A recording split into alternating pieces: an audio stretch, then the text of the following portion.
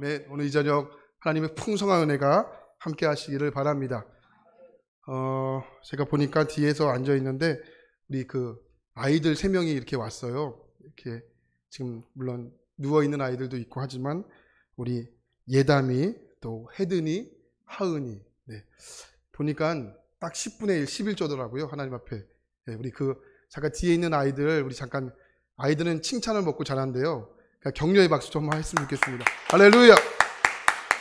하나님은 내가 그 아이들에게 함께 하게 되시길 바랍니다.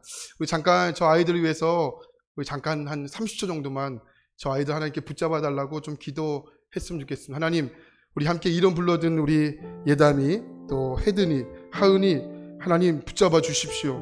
지혜 위에 지혜를 더하셔서 그를 통하여 이 나라를 빛내고 하나님께 영광 올려드리고 귀하게 쓰임받는 믿음의 아들들, 믿음의 딸들 되게 하여 주옵소서. 함께 기도합시다. 하나님 아버지까지 축복합니다. 하나님 예수 그리스도의 이름을 축복합니다. 이 아이들 통하여 하나님의 영광이 드러나게 하시고 하나님의 빛을 비춰주사 이 아이를 통하여 하나님의 꿈과 하나님의 비전이 하나님 충만하게 넘치는 복된 인생들 되게 하여 주옵소서. 하나님 이 예배 시간에 은혜 받게 하소서. 말씀이 들려지게 하소서. 말씀 받고 성령 받아 이 시대 가운데 하나님 꼭 필요한 일꾼들로 귀하게 사용되어 주여다.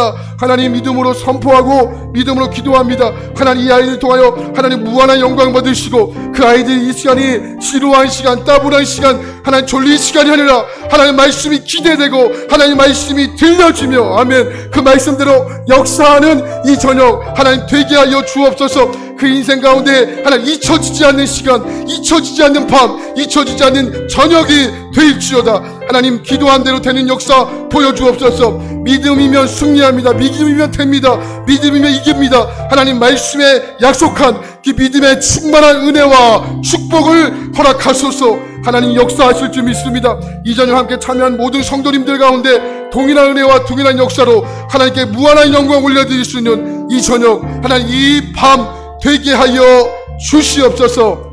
감사드리며 살아계신 예수 그리스도의 이름으로 간절히 기도합니다. 아멘. 우리 하나님께 큰 영광의 박수합니다. 할렐루야. 아멘.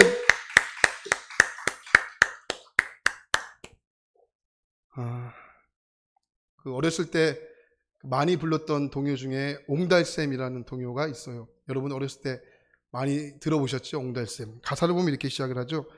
깊은 산 속 옹달샘 누가 와서 먹나요? 맑고 맑은 옹달샘 누가 와서 먹나요? 새벽에 토끼가 눈 비비고 일어나 세수하러 왔다가 물만 먹고 가지요. 어렸을 때 많이 불러보셨죠? 근데 이 동요를 듣고 있으니 한 가지 의문점이 있어요.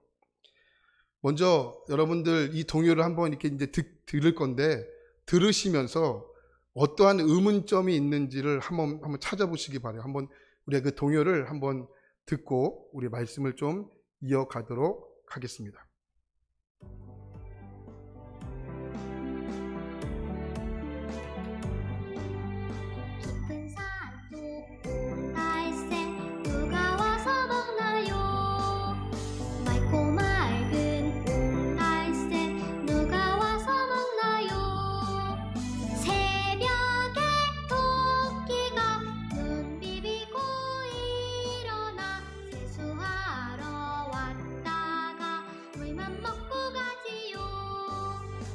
네, 여기까지 듣겠습니다. 여러분 혹시 의문점을 찾으셨나요?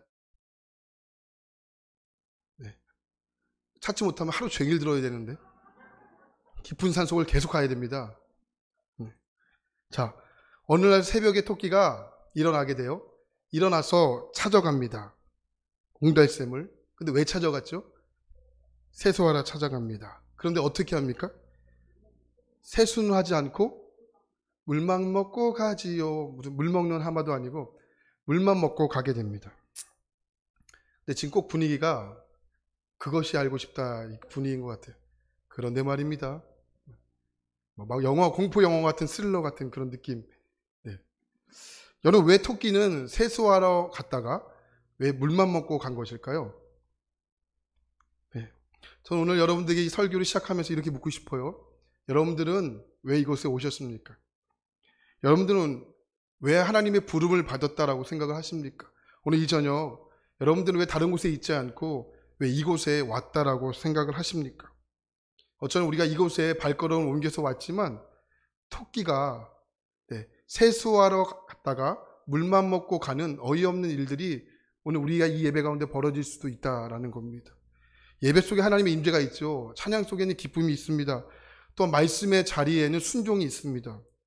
저는 오늘 이 시간 예배를 드리면서 우리 모두가 토끼처럼 물만 먹으러 왔다가, 세수하러 왔다가 물만 먹고 가는 그런 본질을 잃어버리는 예배가 되지 않기를 축복합니다. 여러분, 예배 시간은 하나님 만나야 되고요. 찬양 가운데서는 기쁨의 은혜가 충만해야 되고요. 또한 말씀을 듣는 자리에서는 순종의 역사가 반드시 일어나게 됩니다. 설교의 완성은 듣는 것으로 끝나지 않고 설교하는 그 자리에 있다는 겁니다. 초등학교 5학년 아이가 그 소나기라는 그 세자로 삼행시를 쓴 것을 인터넷으로 보게 됐어요. 근데 그 삼행시가 아주 인상이 깊은데 여러분들 한 글자 한 글자 은을 띄워주시면 제가 그것을 한번 읽어드리겠습니다. 한번 시작해 볼까요? 소부터 여러분 시작해 주시죠. 시작. 소방차가 불난 집에 불을 끈다. 나는 신나게 구경했다. 기절했다. 우리 집이었다. 그러니까 누군가가 이런 댓글을 달았어요.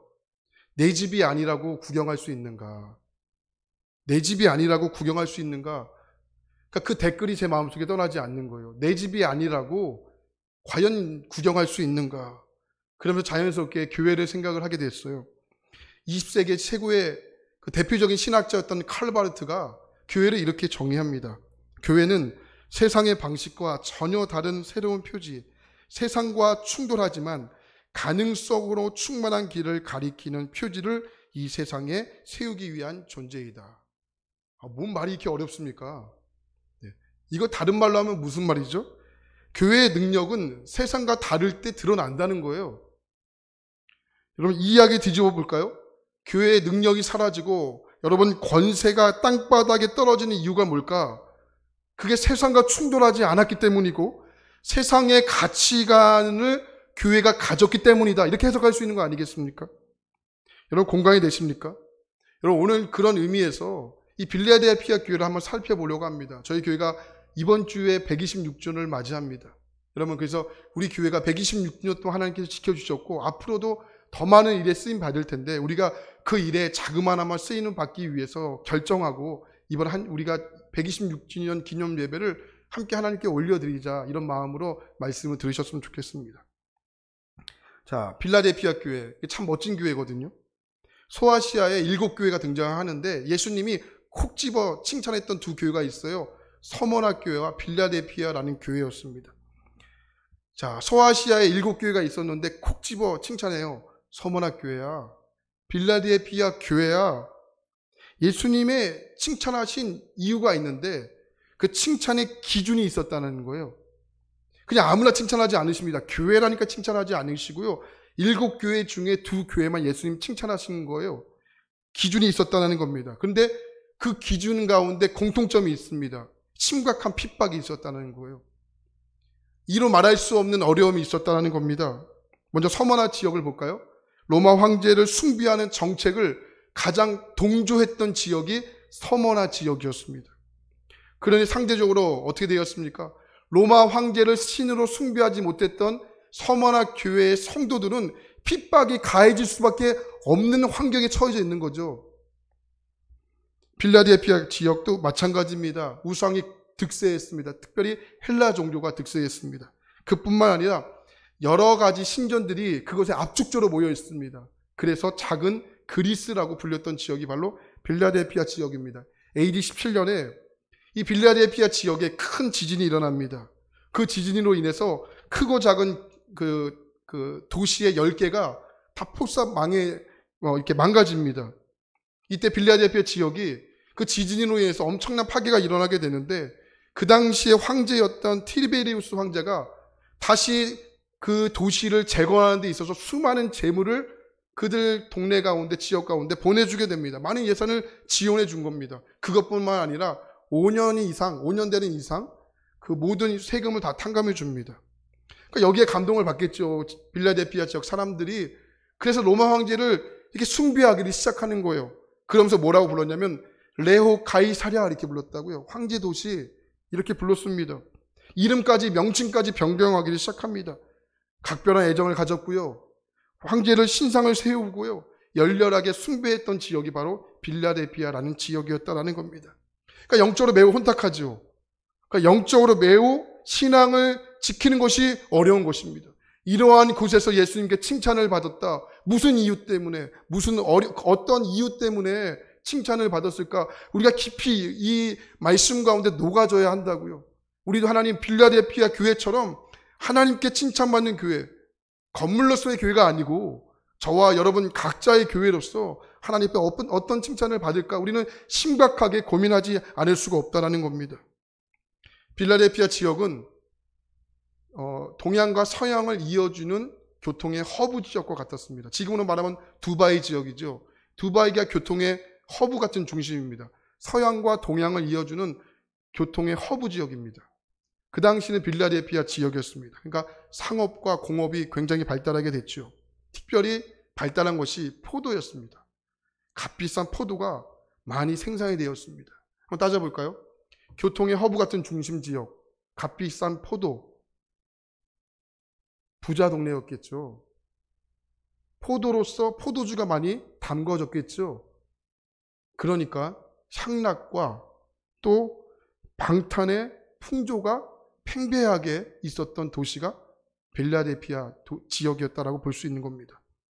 이 타락한 지역이 빌라델피아 지역이었습니다. 근데 우리 예수님 그렇게 타락한 지역에 있는 교회에게 예수님 칭찬하신 거예요. 자, 7절 말씀 볼까요? 7절입니다. 시작. 빌라델피아 교회 사자에게 편지하라. 거룩하고 진실하사 다윗의 열쇠를 가지시니 곧 열면 닫을 사람이 없고 닫으면 열 사람이 없는 그가 이르시되. 아주 중요한 표현이 나옵니다. 자, 빌라델피아 교회가 어떤 칭찬을 받았는지는 잠깐 다음에 살펴보고 저기 7절에 나오는 다윗의 열쇠를 가지신 이라는 의미를 정확히 아셔야 어떤 의미인지 알 수 있는 겁니다. 다윗의 열쇠를 가지시니. 이것을 알기 위해서는 이사야 말씀을 살펴보아야 되는데 이사야 22장 22절 말씀을 보니까 조금 힌트를 찾을 수가 있어요. 이사야 22장 22절. 내가 또 다윗의 집의 열쇠를 그의 어깨에 두리니 그가 열면 닫을 자가 없겠고 닫으면 열 자가 없느니라. 이렇게 표현해요. 자, 이사야 22장은 어떤 배경에서 쓰여진 성경일까요? 유다의 13대 왕이었던 히스기야의 왕에 기록된 말씀입니다. 그 당시에요, 그 왕을 만나기 위해서는 반드시 하나의 관문을 통과해야 됩니다. 그게 누구냐면 국내 대신이었던 엘리야김이라는 사람이에요. 이 엘리야김을 통하지 않고는 누구든지 히스기야 왕을 만날 수가 없는 겁니다. 높건 낮건 상관이 없는 거예요. 엘리야김을 통하지 않고는 누구든지 히스기야 왕을 만날 수가 없는 상황인 거죠. 우리 이 말씀을 요한계시록에서 가지고 온 겁니다. 똑같은 표현을 하고 있죠. 그럼 여기서 말하는 다윗의 열쇠는 누구를 가리키는 말씀일까요? 바로 예수 그리스도죠. 예수 그리스도께서 능력과 권세를 가지고 그 권세를 가지고 하나님 나라에 들어갈 수 있는 문을 열면 들어갈 수 있는 사람이 없고 문을 열면 들어갈 수 있는 사람이 닫으면 열 사람이 없는 강력한 능력을 가지신 분, 그게 누구다? 예수 그리스도. 7절에 그것을 표현하고 있는 겁니다. 그 강력한 능력, 그 강력한 권세를 가지고 예수님이 빌라델피아 교회에게 말씀하시는 거예요. 그런데 강력한 능력을 갖고 계신 예수님에 비해 빌라델피아 교회는 초라하기 짝이 없는 교회입니다. 왜 그렇습니까? 교회가 겪어야 할 핍박이 엄청났거든요. 로마 정부로부터 핍박을 당했습니다. 그것뿐만 아니라 똑같은 동족이었던 유대인들에게도 괴롭힘을 당한 거예요. AD 70년에 남유다 역사 가운데 엄청난 사건이 일어나지 않습니까? 예루살렘이 무너지는 일이 벌어지게 됩니다. 예루살렘의 신앙의 중심지였고 인생의 중심지였던 예루살렘이 무너지자 유대인들이 뿔뿔이 흩어지게 되는 거예요. 중심지가 없어졌거든요. 뿔뿔이 흩어지게 됩니다.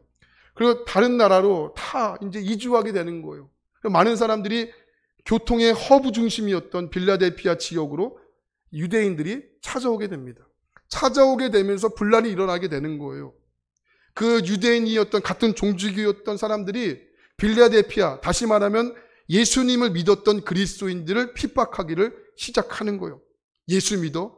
그러면 회당에서 쫓겨나고 예수 믿어 로마 정부에 고자질하고. 야, 뭐하러 이렇게 고리타분하게 하나님만 믿어. 야, 너만 하나님 믿냐? 야, 나도 믿어. 제발 고리타분하게 믿지 마. 다 섬기면 좋은 거야. 이러한 것들로 빌라델피아 사람들을 조롱하고 핍박했던 것이었습니다. 그러니까 초라하기 짝이 없죠. 아무런 대꾸도 할 수 없는 겁니다. 그런데 우리 예수님께서 초라하기 짝이 없는 교회를 향해서 8절에 뭐라고 말씀하십니까? 8절입니다.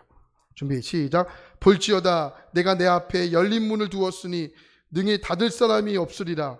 내가 내 행위를 아노니 내가 작은 능력을 가지고서도 내 말을 지키며 내 이름을 배반하지 아니하였도다. 내가 작은 능력을 가지고서도. 작은 능력을 가지고 있었던 빌라델피아 교회를 예수님이 과감하게 칭찬하시는 거예요.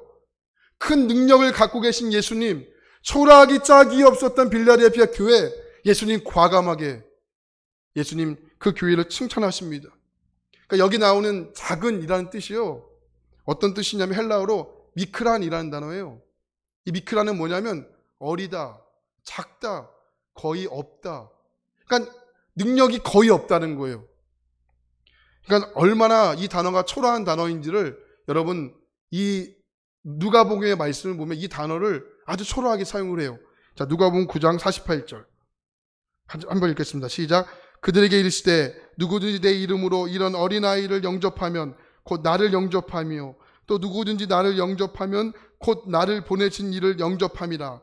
너희 모든 사람 중에 가장 작은 그가 큰 자니라. 아멘.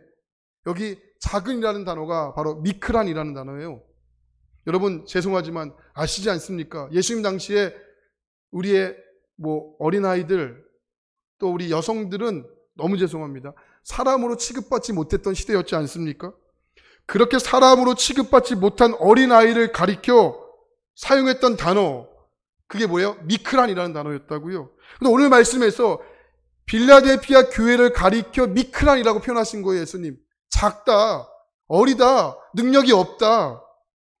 여러분 어느 정도의 교회였는지 감이 오시지 않습니까? 아무런 능력이 없는 거예요. 소아시아 7교회 중에 가장 연륜이 짧았고요. 규모가 가장 작았습니다. 인근에 있는 라우디아 교회처럼 재력 있는 교회가 아니었습니다. 또 에베소 교회처럼 좋은 신앙적인 프로그램, 성경 공부할 수 있는 프로그램이 없었습니다. 사대 교회처럼 유명한 교회도 아니었습니다. 주변의 교회들을 비해서 초라하기 짝이 없는 교회였습니다. 그런데 그런 빌라델피아 교회를 향해서 예수님 과감하게 말씀하시는 거예요. 작은 능력이었지만 이런 작은 능력을 가지고 그럼 어떤 일을 했느냐? 지역교회를 섬기게 됩니다. 빌라델피아 지역은 조금 전에도 말씀드렸지만 포도가 많이 나는 지역이라고 말씀드렸습니다. 그러니까 빌라델피아 지역은 비록 작은 교회였지만 포도주를 만들어 주변에 있는 교회들에게 성찬식에 참여할 수 있는 포도주를 다 공급해 줍니다.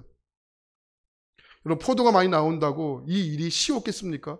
빌라델피아 성도들은 노동자였습니다. 가난했다고요. 허리띠를 바짝 졸라매지 않으면 이 일을 감당할 수 없는 거라고요. 근데 허리띠를 바짝 졸라매죠. 주변에 있는 많은 교회들에게 성찬식에 참여할 수 있는 포도주를 제공해 줍니다. 그래서 예수님께서 작은 능력을 가졌지만 그 능력을 가지고 말씀을 지켰다라고 예수님 칭찬하시는 거예요.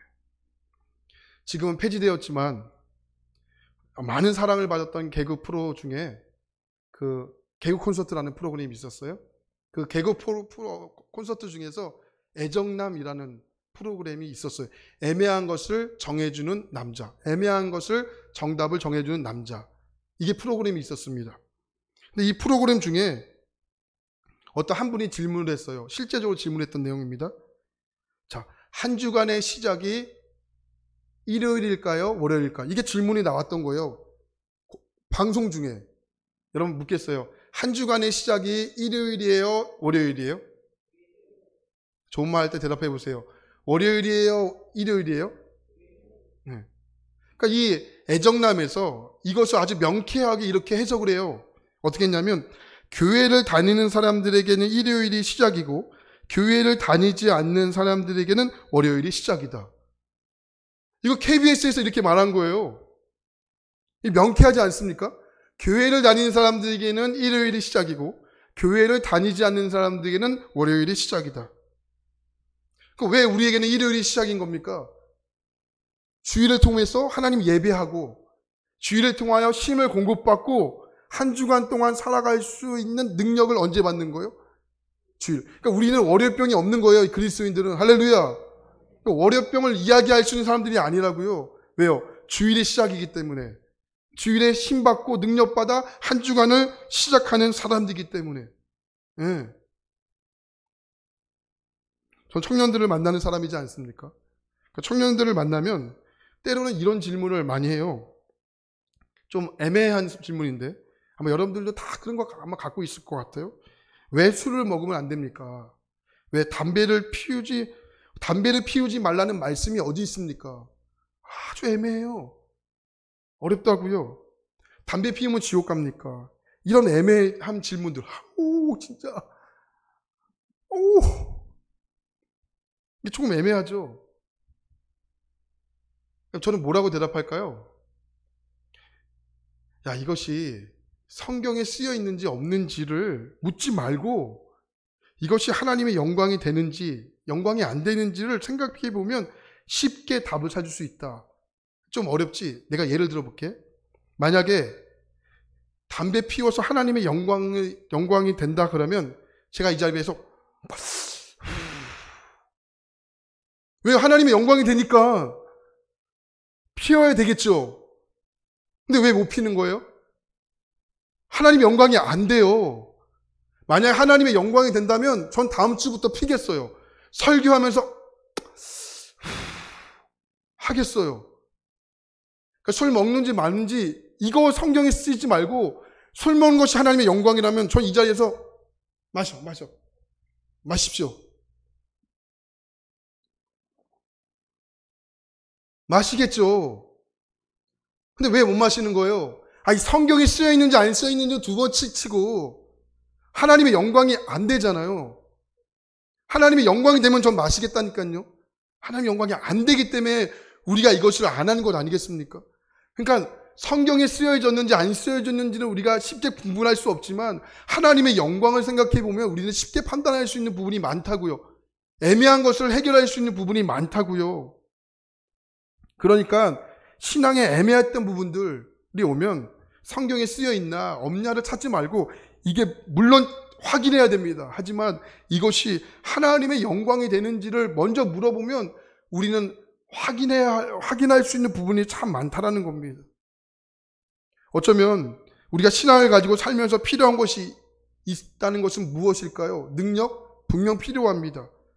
하지만 빌라델피아 교회 보세요. 작은 능력을 가지고서도 예수님 칭찬하시지 않았습니까? 그러니까 능력은요, 우리 주님 한 분이면 충분하다는 거예요. 능력보다 어쩌면 지금 우리 시대에 필요한 것이 있다면 그것은 기준이라고요, 기준. 능력이 아니라 기준이 필요하다는 겁니다. 우리는 가지고 있는 능력으로 이기는 것이 아니고 하나님 앞에 어떠한 기준으로 사느냐가 우리의 신앙의 승리를 가져다 준다고 믿는 거죠. 애매한 것, 능력이 아니고 기준으로 보시면 되는 겁니다. 하나님의 영광. 이렇게 작은 능력밖에 없었지만 하나님 빌라델피아 교회를 칭찬하지 않습니까? 10절 볼까요? 10절입니다. 준비 시작. 내가 나의 인내의 말씀을 지켰은즉 내가 또한 너를 지켜 시험의 때를 면하게 하리니 이는 장차 온 세상에 임하여 땅에 거하는 자들을 시험할 때라. 무슨 칭찬을 해주셨을까? 내가 나의 인내의 말씀을 지켰다. 내가 나의 인내의 말씀을 지켰다. 고난 속에서도 인내의 말씀을 지킬 수 있는 능력. 이것이 예수님이 말씀하신 능력이라고요. 이런 의미에서 우리 신앙을 한번 점검해 보면 신앙의 환경이 좋은 것이 좋다고 신앙생활을 잘하는 것은 아닌 것 같다는 생각이 들어요. 그러니까 여러분 너무 기도하실 때 하나님 앞에 좋은 환경 달라고 너무 기도하지 마세요. 그것이 우리의 신앙을 병들게 할 수 있다는 거예요. 그것이 우리의 신앙을 무너지게 할 수 있는 충분 가능성이 있다는 거죠. 좋은 환경이 좋은 신앙을 만드는 것이 아니고 고난 속에서도 말씀을 지킬 수 있는 인내의 능력. 오늘 이것이 우리에게 필요하다는 겁니다. 예수님이 빌라델피아 교회에게 이것 칭찬하신 거라고요. 그렇기 때문에 우리가 생각하는 능력과 주님이 말씀하시는 능력에는 분명한 차이가 있다는 것을 우리는 알 수 있다는 거죠. 여러분, 우리는 자꾸 성경 말씀을 내가 듣고 싶은 쪽으로, 내가 해석하고 싶은 쪽으로 하는 경향성이 있죠. 그 대표적인 말씀이 빌립보서 4장 13절 말씀 아니겠습니까? 한번 같이 볼까요? 내게 능력 주신 자 안에서 내가 모든 것을 할 수 있느니라. 이 말씀 안 좋아하시는 분 계세요? 난 이 말씀 정말 싫어, 치가 떨리게 싫어 하시는 분 계세요? 이 말씀 다 좋아한다고요. 여러분, 사업장, 가정, 식당 안 좋아하시는 분들이 없습니다. 여러분, 이 말씀은 듣기만 해도 힘이 납니다. 모든 것을 할 수 있느니라. 누가? 내가 모든 것을 할 수 있느니라. 그런데 이 말씀은 우리가 전후 문맥을 잘 보셔야 한다는 겁니다. 여러분, 앞에 말씀은 보면 이 말씀을 더 쉽게 이해할 수 있는데, 빌립보서 4장 11절과 12절 말씀 보겠습니다. 준비 시작. 내가 궁핍함으로 말하는 것이 아니니라. 어떠한 형편이든지 나는 자족하기를 배웠노니 나는 비천에 처할 줄도 알고 풍부에 처할 줄도 알아. 모든 일 곧 배부름과 풍부와 풍핍에도 처할 줄 아는 일처의 비결을 배웠노라. 그러니까 13절에 모든 것을 할 수 있다. 이 말씀의 전제가 보이십니까? 이 말씀의 전제가 뭡니까? 여기 나오는 능력이 모든 것을 다 초월하는 그런 능력의 힘을 말하는 것입니까? 그것이 아니었다는 거예요. 13절에 모든 것을 할 수 있다는 것은 11절과 12절의 말씀을 봐야 아는 거죠. 11절과 12절의 상황이 나에게 찾아온다 할지라도 나는 상관이 없다는 거예요. 이 능력을 말하는 거라고요. 그렇기 때문에 4장 13절 말씀은 다시 한번 정리해 드릴까요?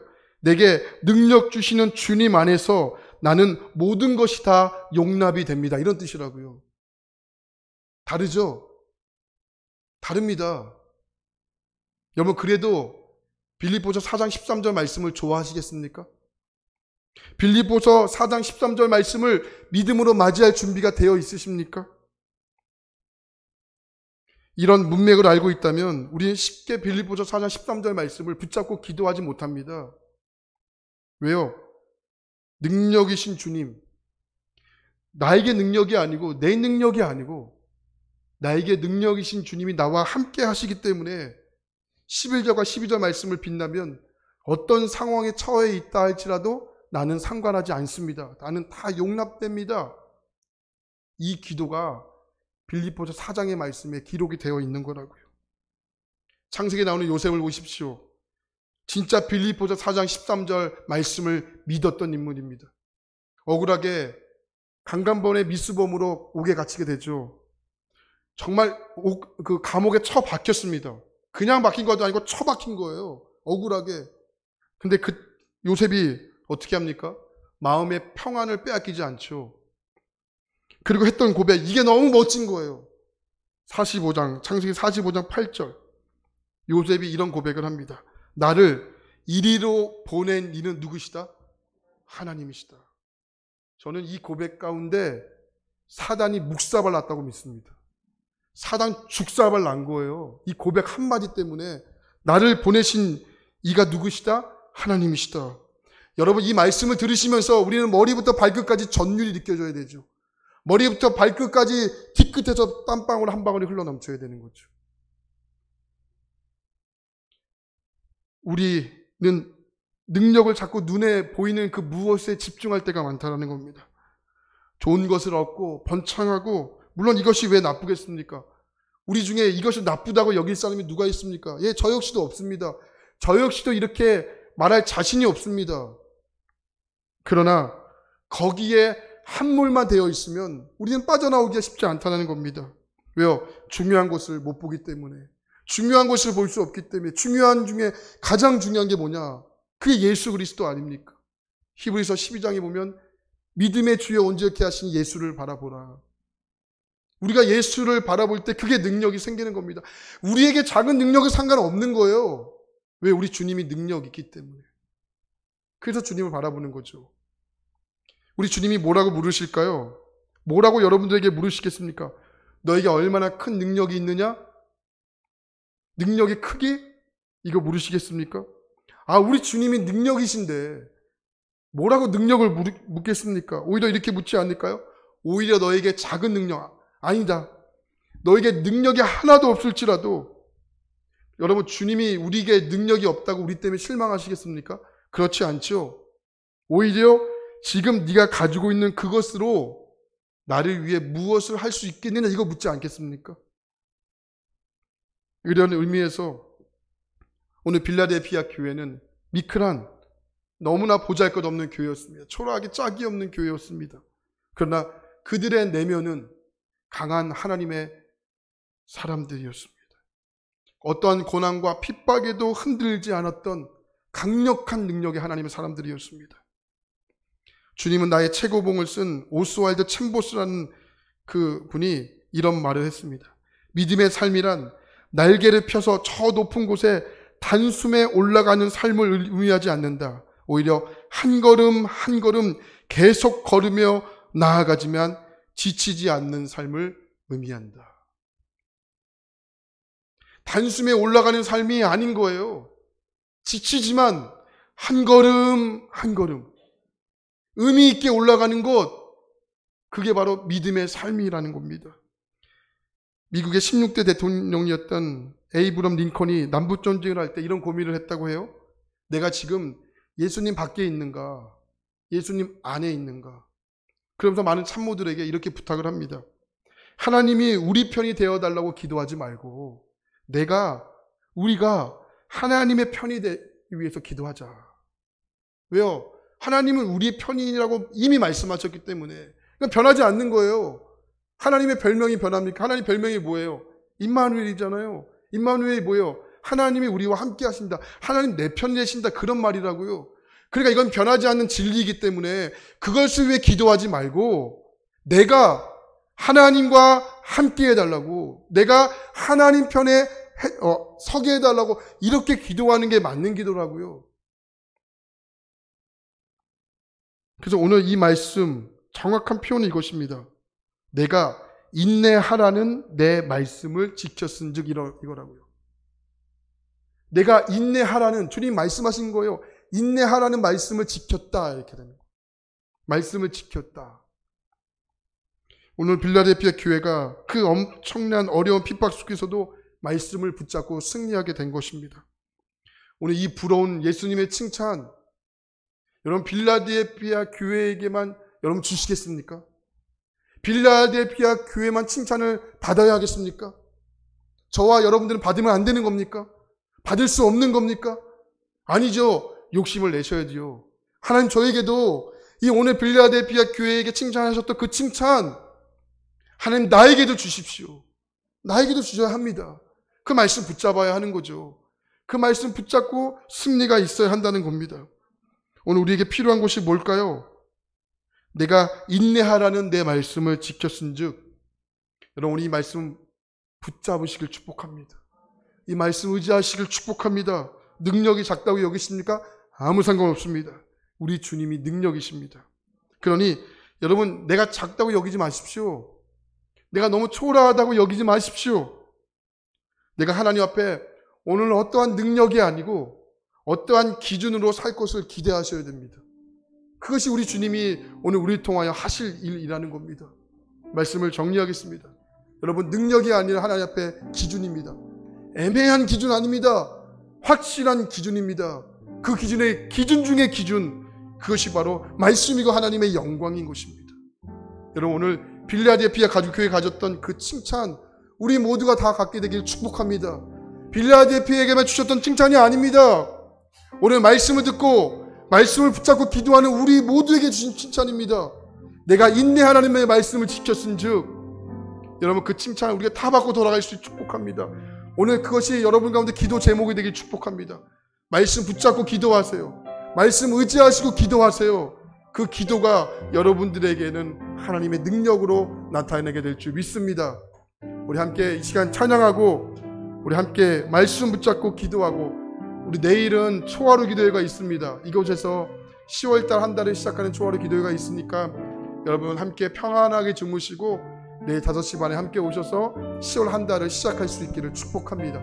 우리 함께 이 찬양 아무것도 두려워 말라, 우리의 편이신 주님, 우리 찬양 함께 찬양하고 뜨겁게 기도하고 우리 다 돌아갈 수 있기 바랍니다.